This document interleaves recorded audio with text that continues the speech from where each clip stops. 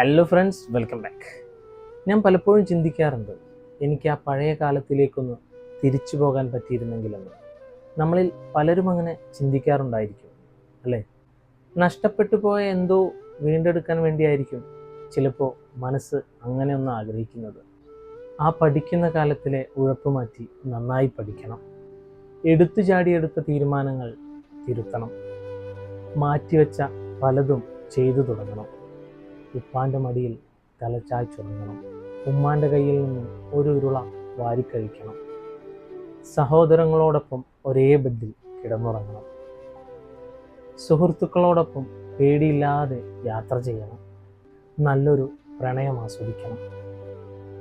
ഇനിയും ഒരുപാട് ആഗ്രഹങ്ങളുണ്ട്. ചെയ്യാൻ പറ്റാതെ പോയ ഒരുപാട് കാര്യങ്ങൾ നിങ്ങൾക്കും ഉണ്ടാവും.